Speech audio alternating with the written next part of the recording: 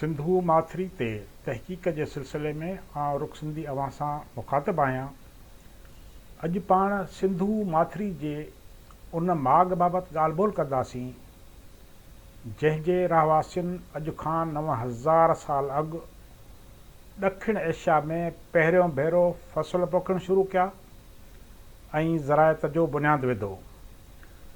ॻाल्हि ॿोल खे अॻिते वधाइण खां अॻु दोस्तनि खे गुज़ारिश कंदुसि त हू असांजे चैनल खे सब्सक्राइब कनि, जीअं पाण हिन सिलसिले खे संदनि ताईं बिना कंहिं रंडक जे पहुचाए सघूं। दोस्तनि खे इहा बि गुज़ारिश आहे त हू असांजे ख़्यालनि बाबति पंहिंजा राय ऐं मशवरा यूट्यूब ते वीडियो हेठां कमेंट्स बॉक्स में लाज़मी ॾियनि, जीअं असांजी रहनुमाई थी सघे।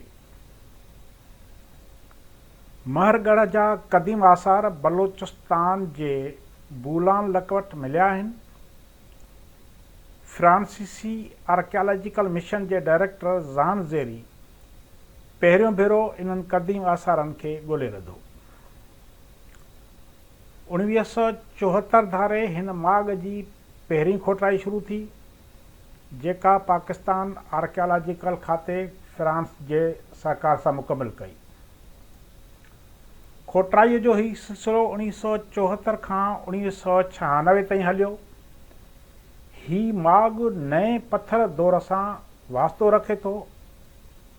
माहिरनि महरगढ़ जे आसारनि जी उमिरि 7000 क़िबल मसीह मुक़ररु कई आहे, यानी हीअ वसंदी अॼु खां 9000 साल अॻु आबाद कई वई हुई। माहिरनि महरगढ़ खे एशिया जी पहिरीं वसंदी ज़रई वसंदी क़रार ॾिनो आहे। हिते जे रहाकुम सभ खां पहिरियां हिकु ज़रई समाज जो बुनियादु विधो ऐं ॿनियूं खेड़े फ़सुलु उपाइण जी शुरूआति कई।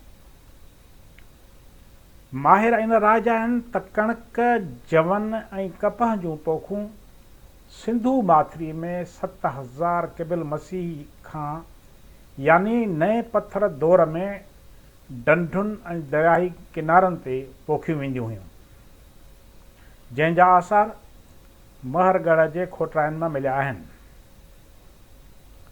हिन दौर में महरगढ़ जा बाशिंदा कपह जो फ़सुलु, तेल हासिलु करणु ऐं धागा वठण लाइ पोखणु शुरू कयो। माहिरनि मूजिबि त ॾखिण एशिया में कपह जो फ़सुलु पहिरियों भेरो सिंधु माथिरी जे हिन क़दीम माॻ महरगढ़ में पोखियो वियो। बाद में कपह खे कपिड़े ठाहिण तौरु इस्तेमालु करण जो रवाजु पियो। क़दीम आसारनि जे ॿाहिरि ज़ानज़ेरी हिन क़दीम वसंदीअ ते रोशनी विझंदे चवे थो त हितां जा माण्हू 7000 क़िबल मसीह खां अॻु नए पत्थर दौर में फ़नी, जमालियाती ऐं तख़लीक़ी ज़हनियत सां मालामाल हुआ ऐं हू अॾावती महारत रखंदा हुआ।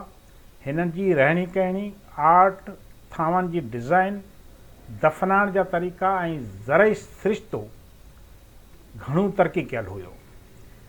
हिन दौर में अञा माण्हुनि धात ॻोल्हे कान लधी हुई, उन करे हू पंहिंजा औज़ार पत्थर मां इस्तेमालु कंदा हुआ।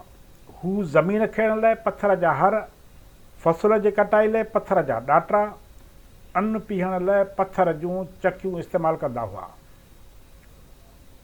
हू औज़ारनि ठाहिण लाइ चकमकी पहण जे धार वारा औज़ार इस्तेमालु कंदा हुआ।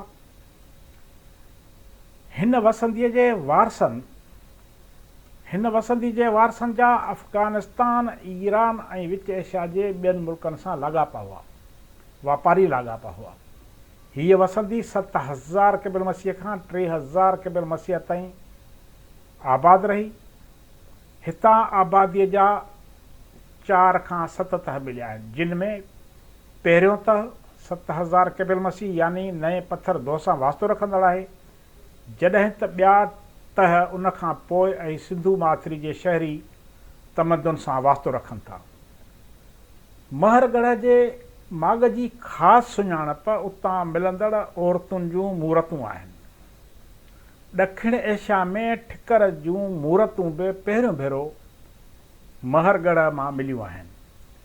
अवाइली मूर्तियूं तमामु सादियूं आहिनि, उन्हनि ते का बि चिटसाली थियल न आहे, पर पोइ 4000 क़िबल मसीह खां मूर्तियूं सुहिणियूं ऐं सिंगारियल मिलनि थियूं। मूर्तियूं घणो करे औरतुनि जूं आहिनि, जेकी सिंधू माथिरी में माउ आदर्शी दौर सां वास्तो रखंदड़ आहिनि, जिन खे माहिरनि माउ देवी यानी माता देवी जूं मूर्तियूं करार ॾिनो आहे। इन दौर में औरतूं हार सिंगार ते ख़ासि ध्यानु ॾींदियूं हुयूं, पाण खे सुहिणो करण लाइ ज़ेवर पाईंदियूं हुयूं, संदन वार बि ख़ासि तरीक़े सां वटे वर वकड़ ॾेई चोटियूं थियल आहिनि। अॼु बि सिंध में औरतुनि तरफ़ां वार वटे ख़ूबसूरत चोटियूं करण जो रवाजु मौजूदु आहे। सिंधू माथिरी जी सभ्यता जे हिन दौर जा माण्हू अॼु खां 9000 साल अॻु मोलनि खे पंहिंजे मैयतनि खे सुतल तोड़े वेठल ॿिन्ही तरीक़नि सां दफ़न कंदा हुआ। अहिड़ियूं साबितियूं माहिरनि खे महरगढ़ जे खोटराई दौरान मिलियूं आहिनि। महिरबानी दोस्तों।